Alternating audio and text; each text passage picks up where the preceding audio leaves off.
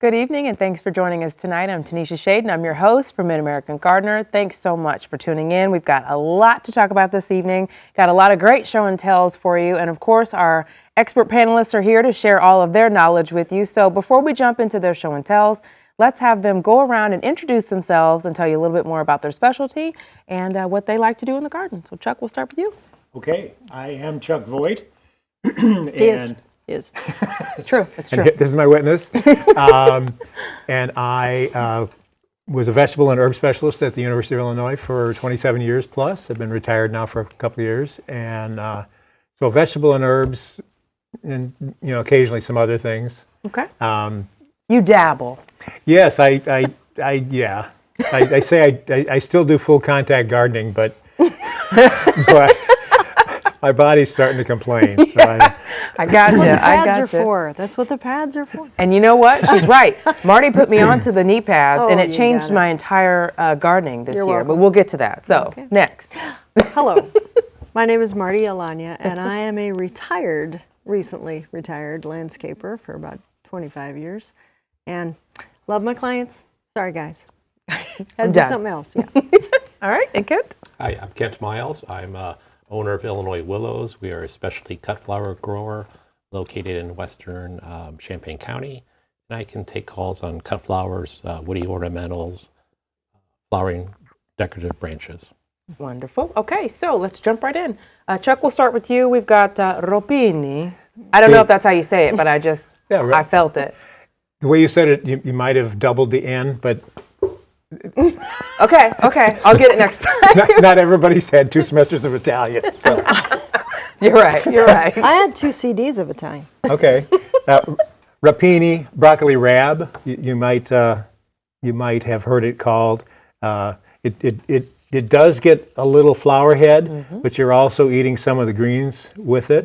And I'm just going to contrast that with like a stem broccoli or a broccolini kind of a thing, which has been selected so it gets really long stems that remain tender. And so one of the varieties is called Aspera Brock. So you're supposed to get the idea that this is like broccoli asparagus somehow or other. But although they're superficially, they might seem to be similar, they're actually 2 different species. This one is the species of turnips, and this one is basically the species of regular broccoli, although there may be some other kind of side issues bred into it to get this happening. It's kind of interesting when you're growing this, you're recommended to take out the central head early so that you force these side shoots, and they grow super fast. Probably twice as fast as the side shoots on regular broccoli. If you're not picking it regularly, you come back and it's going to have white flowers showing. That's the other thing. Regular broccoli has yellow flowers. This has white flowers. Interesting.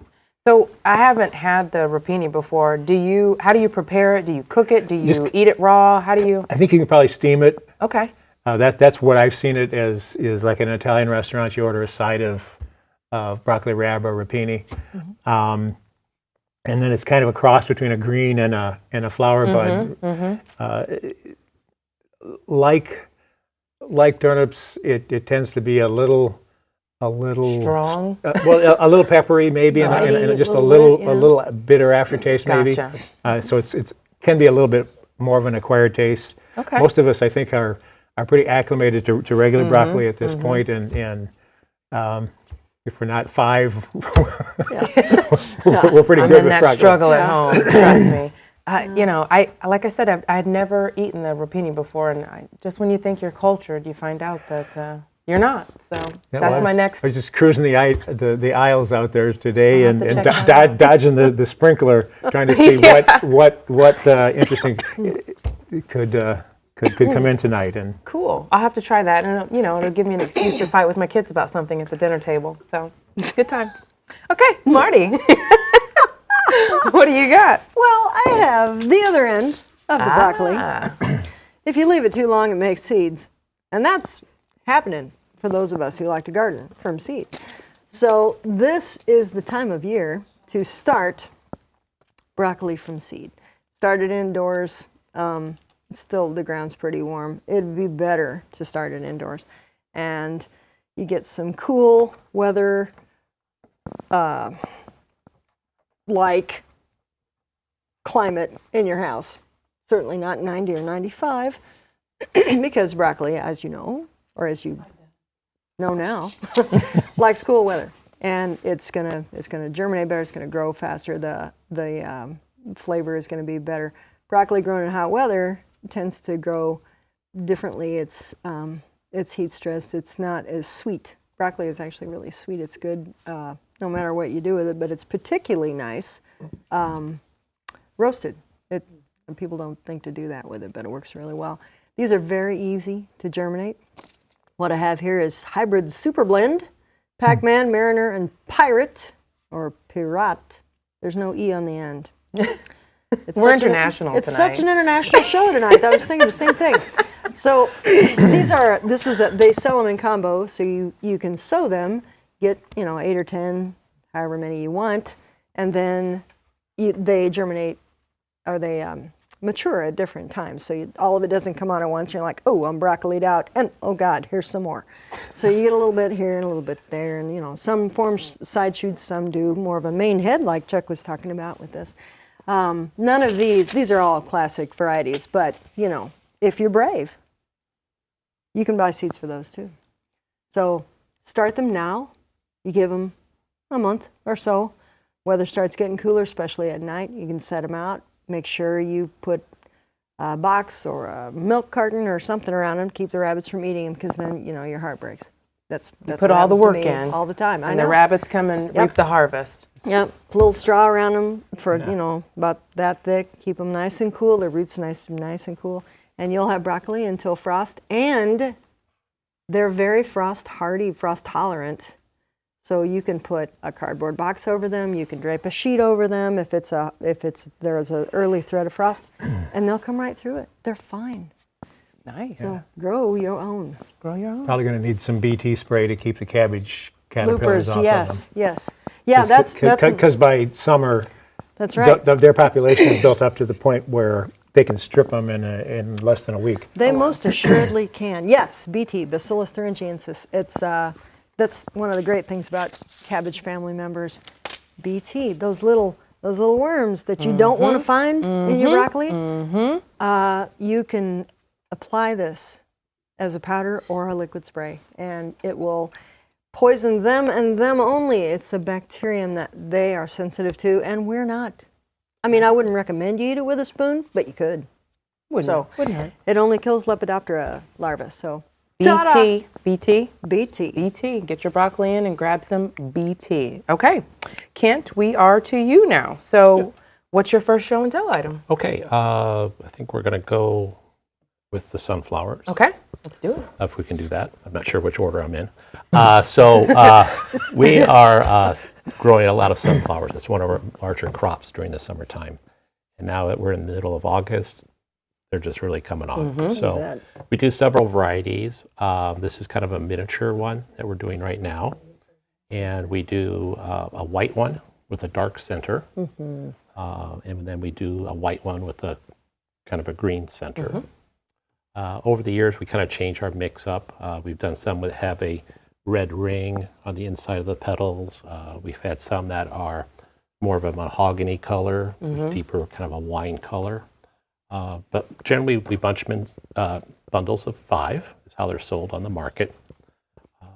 And that's one of our large summertime flowers. Yeah, well, we stopped by your booth at the farmer's market. They were gone. Yep. It sold out. Yeah. I mean, they go very quickly. And I They're very love all the popular. color variations. Like that burgundy one that you mentioned. I really like that one, especially in like a fall arrangement. They look so pretty. Yeah. And our next item we have is the limelight hydrangeas. Wait, let's save that one for the second round. Oh, You don't okay. want to give them everything. I have a question. Yes. Are the ones you're raising pollen-free? Yes. We only grow the pollen-free ones and non-branching also. Okay. So it's a single stem. Yeah, single stem. Okay, because I've seen sunflowers just came into vogue, as I'm sure you know, and there's all kinds of plants, like in the last 10 years or so, maybe even 15, and they're just, they're sunflower varieties I never saw when I was a kid growing anywhere. You grew the ones like are The in the back of one. the set, and they had seeds on them, and the cardinals beat you to them, and the squirrels ate them, and there you go. That was it. That was all. But these are just amazingly decorative, Mm-hmm. and they are nice for bouquets. Very pretty, very pretty. Okay, so let's take a quick break from our show and tells. We've got some folks waiting on the line that are wanting to ask you their burning questions. So Joan in Athens has a question about milkweed insects and blueberries. Joan, are you there? Yeah, this is Jean. I have two questions. I have milkweed plants doing well. They're flowering. See some caterpillars on there, but I also notice lots and lots of little yellow insects. Do I need to do anything about them or ignore them? If you guys didn't hear, yellow, funny because it was very loud, in our ear. Not you, you're not loud, but our earpieces. So she's got little yellow insects on her milkweed. Should she be worried about them or do anything about them? There's an aphid that gets on milkweeds, the vining milkweed particularly. I don't know that it's debilitating to the plant. If you just can't stand the look of them, you could probably find a treatment for aphids and give them a quick spray. But if you're raising them to raise Oh, that's a good monarchs or point. something, That's a good then point. You can't you do might have to that. live with the aphids. Gotcha. Joan, are you still there? I thought she had another question. Well, okay. Yeah. Okay. Did you have another question about I've blueberries? been living with the aphids, so thank you. Yes, wild turkeys flew into our blueberry bushes, broke lots and lots of canes. So I'm going to have to trim the blueberry bushes and wonder anything special that I need to do. Okay, so you said wild turkeys got into them and they need to be pruned up. Yeah, they broke them. Yes, because Okay. they broke the canes big time. Marty, this is your Yeah, wheelhouse. try to cut back to a main branch. Try to make it as pretty as you can. Don't leave any jagged pieces. Don't leave any stubs thinking they're gonna just cut it, prune it like you would a flowering shrub. It'll come back. I mean, it'll put on more growth. Blueberries don't grow fantastically quickly in my experience, but they'll fill in again. So sorry about that. Well, you Really? might- Those turkeys. You might, That's a might, new might one. want to develop Yeah.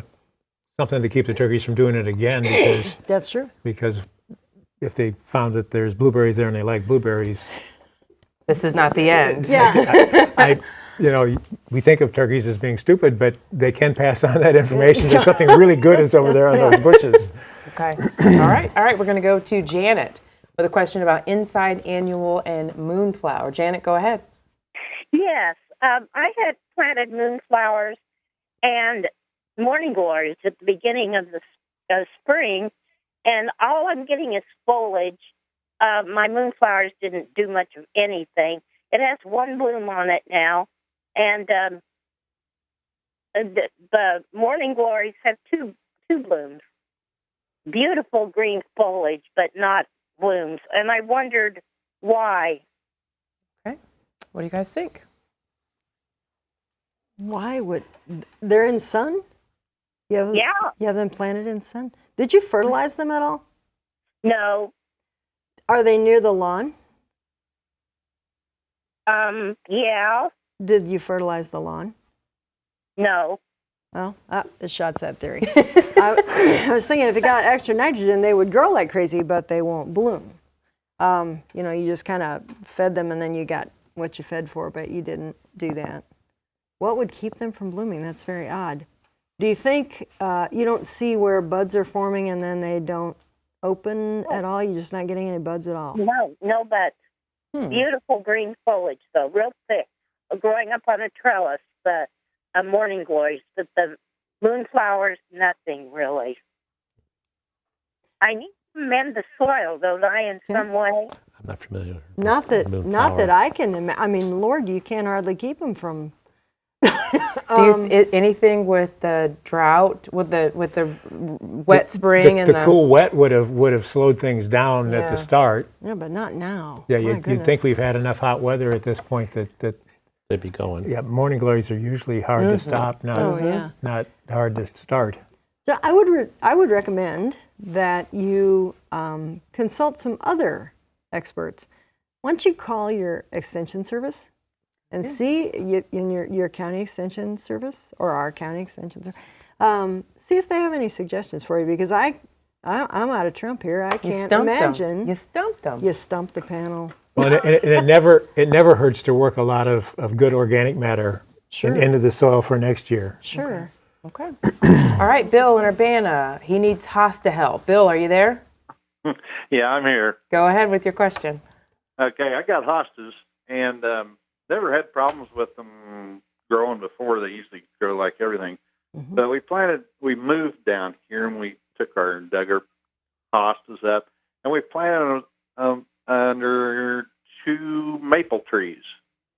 And we've been told that the maple trees take nutrients and everything else out of them. I'm wondering if we should be feeding them, fertilizing them. What time of year did you move them?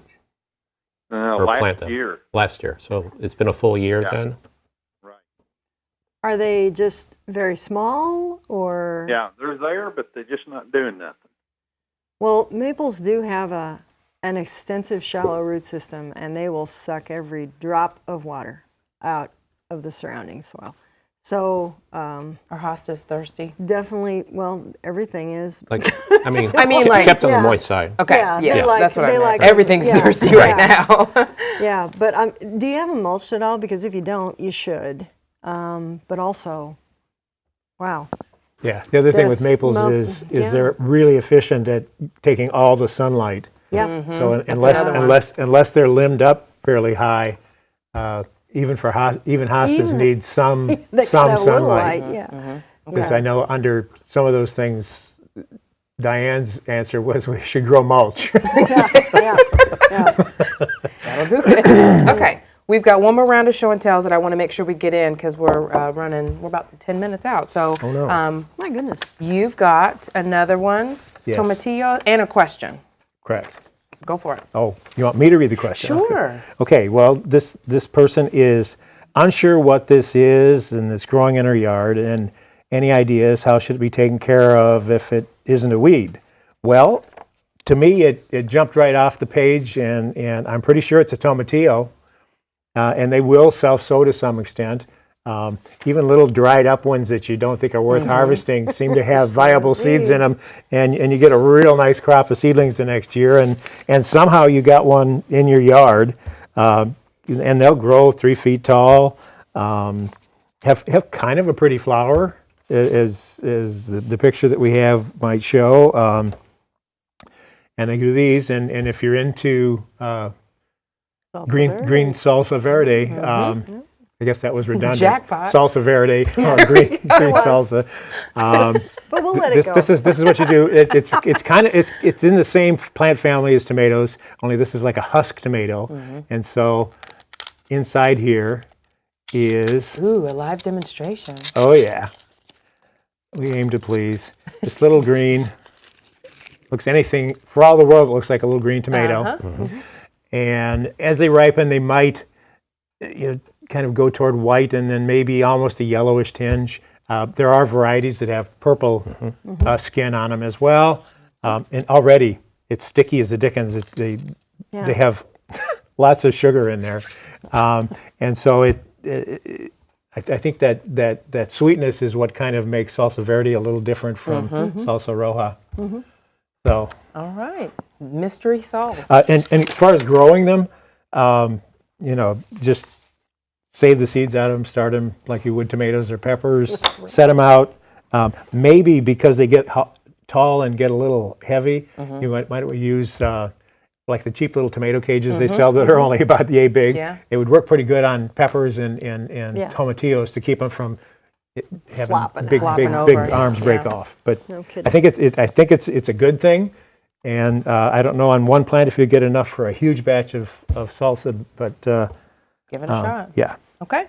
All right, Marty, bringing in the Christmas spirit. Yes, I know we did some shorts for WILL, and apparently I've been on a few times with poinsettias, but actually, 'tis the season. So this is a poinsettia that I bought, and I managed to keep it alive over the summer, which I'm really, really proud of because that's not typical for me. And you'll notice, I hope, that the soil is very dry, and it doesn't care. They need to be dry, because if you keep watering, we think, oh, I'll water it more and it'll grow. Don't do that. Just let it stay very much on the dry side.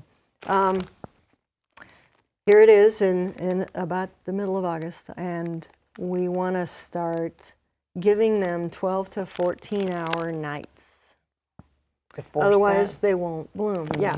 Now, I have a bract, as you may or may not know. The little yellow thing in the middle on a poinsettia is the flower.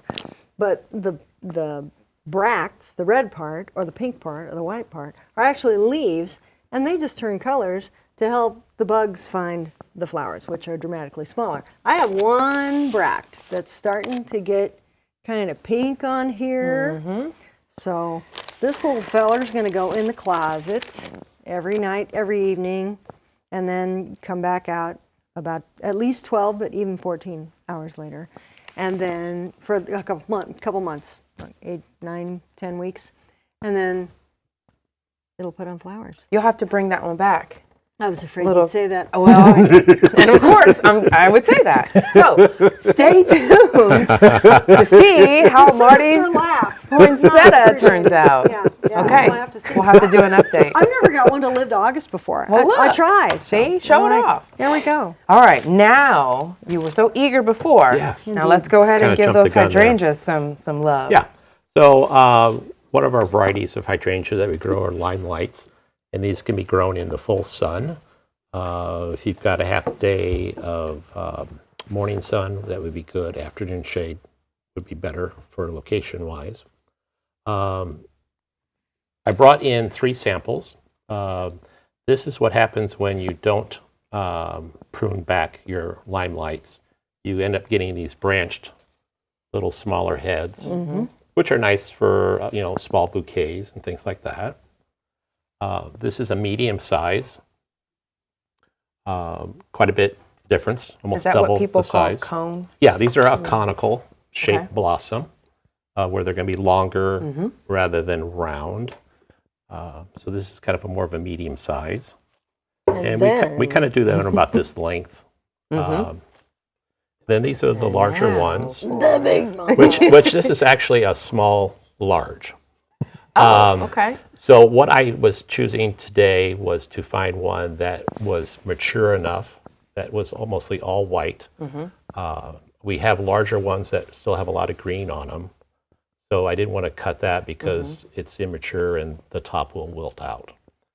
So the larger ones, we get those up to about the size of a football. Wow. So get about that big, the blossom. And we do them up to 125 centimeters, which is a little over 4 foot Wow. stem. Yeah. And we sell them in bunches of 5.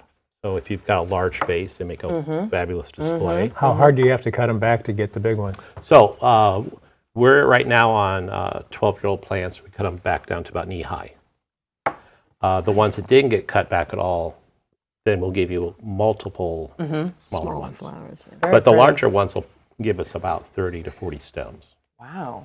Very pretty. Yeah. You never think about all the things that go Yeah. into. So like in another 2 months, these will turn more the pinky rose color, and then they'll revert back to some green with the pink, which is Nice. really nice for autumn. Beautiful. Okay. Thank you so much, welcome. Kent. We've got one more call. Rebecca. She has a question about store-bought orchids. Rebecca, go ahead.